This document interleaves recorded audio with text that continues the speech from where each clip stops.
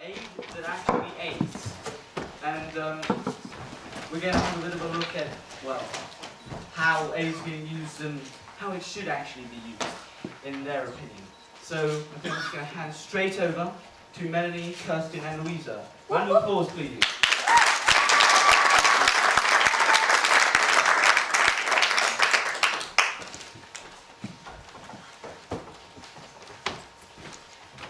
Who rules the world?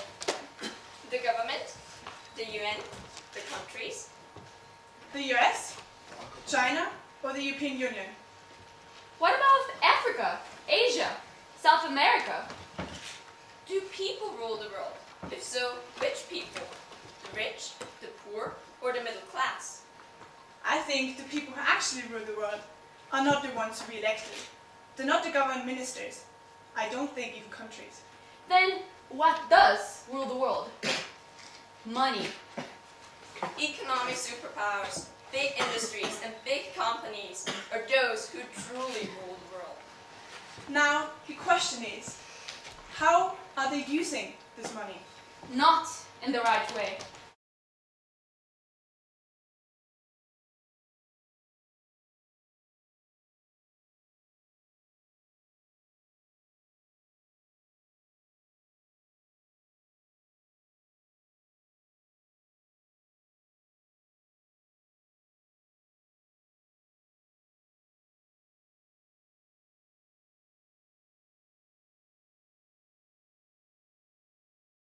There's got to be a solution. Okay, sorry. There has to be a solution, but I think one of our biggest problems would be human nature. For instance, self-interest is such a huge part of human nature that I don't see how we can get across that. True. I mean, we always want the biggest piece of cake for ourselves. It is in our human nature. It's a basic survival instinct. But don't we call ourselves Homo sapiens sapiens, the developed species? So, can't I choose to give the biggest piece of cake to my friend? So why shouldn't he work in the UN? Well, sorry. It hasn't really been working in the UN. Otherwise, aid would have been effective. True. But in my opinion, I think that the wrong people are working on aid. I mean, in the UN, for example, we've got representatives of nations and ambassadors working on aid. And for obvious reasons, they want the best solution for their own country. But if we change that to have experts in small committees, rather than having representatives of nations in massive committees discussing topics, I think that would be more effective. I'll show what you mean. Let's have engineers and scientists, for example, working together on how to find alternative energy sources. Or let's have doctors coming together, sharing their knowledge on HIV, malaria, tuberculosis. I think that they are more likely to come up with cures than any government minister. Or let's have actual members of the constructing industry and architects mapping out plans on how to rebuild devastated or underdeveloped nations. I think that their plans are going to be more realistic than those of ambassadors. What about each person's individual self-interest then? Well, call me naive, but I think that the job of the ambassador is to reap the best benefit for his own nation. But it's the doctor's job to cure his patients. So, yes, these experts in the small groups are still going to be interested in earning money. But besides that, they'll still be interested in their field of expertise and progress of their work. So, in the end, that's what you call a win-win situation. Sorry, one more question. What about the problem of unequal representation? Don't you think that, for instance, I don't know, Great Britain's going to bring forth twice as many representatives in Zimbabwe? That is true as well. So we thought about regulations on representations. Let's just have one German, one Australian, one Ethiopian, one Argentinian in a committee. So in the end, no nationality can outvote the other on big decisions. Cool. You have ticked self-interest off my list, but how are those different experts from different countries and from different aid companies going to actually work together? How is their coordination going to come about? I can answer that. Well, let's think about the problem first and consider an example. The World Health Organization and the President's Malaria Initiative, which was launched by the US. both worked on a project to decrease malaria in sub-Saharan Africa by increasing the supply of bed nets, for example. The Americans did not know that all of the data required to carry out this project was already gathered by the World Health Organization, meaning that it spent additional money to collect the data themselves. If the Americans would have known that they were working on the same project, they would have collaborated, shared resources, and maximized efficiency. So what would the solution be? A mediator. Aid groups all over the world should inform a mediating body about the current aid projects. If an aid group in Russia, for example, and one in Brazil are working on the same project, they will be informed by that from the mediator. They will be able to collaborate, to share resources, and to maximize efficiency. Okay, you've ticked coordination off my list as well, but how are you going to get those people working together to plan? How is their approach to the problem going to be?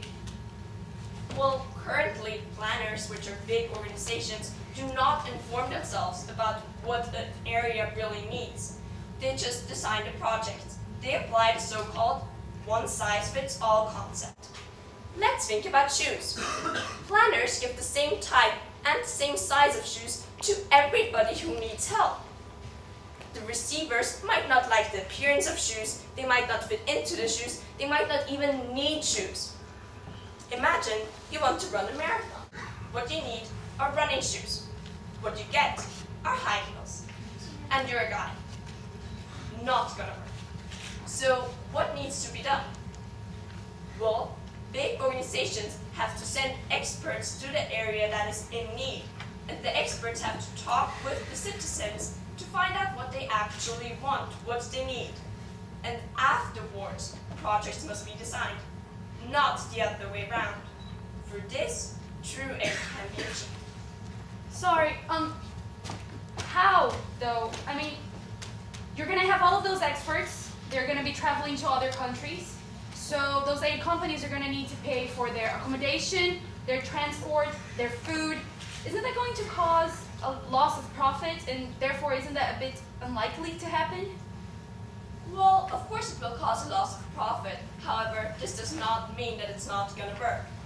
It is beneficial for the taxpayer, the one who actually comes up for the money that goes to these organizations, to spend, let's say, additional $2 million on a project which is worth, assume, $30 million, then wasting these $30 million because the wrong actions were taken.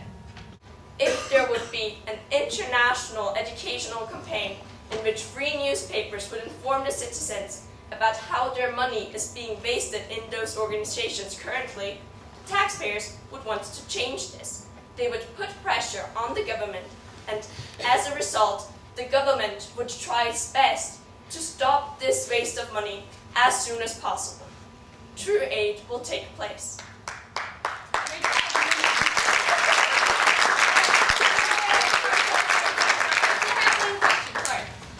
How can I contribute? I'm just a student in a really small village. I'm not in the UN, so how can I contribute? Well, I'd say do not underestimate the potential that sits in this room right now. I mean, we've all got qualities we've not yet tapped into. And we're all going to climb up the career ladder and might actually end up in very high and powerful positions, maybe even the UN. But after all, it doesn't matter whether you're a banker, a teacher, or own a private business. What matters is, if you donate money to an organization, make sure that they actually work with the people, that they know what they have to supply. Or if you see that your government uses the money in the wrong way, then don't be afraid to exert pressure on the government, so that the money is allocated towards fruitful projects. I mean, after all, it's your money. And this is probably the hardest one. If you have to make a decision, also think about the other side, the other receiver end. And if you eat cake, of course, then give the biggest piece to your friend, or the ones who actually need it. And last but not least, I hope that our presentation has inspired you to become agents of change and advocates of the ultimate approach.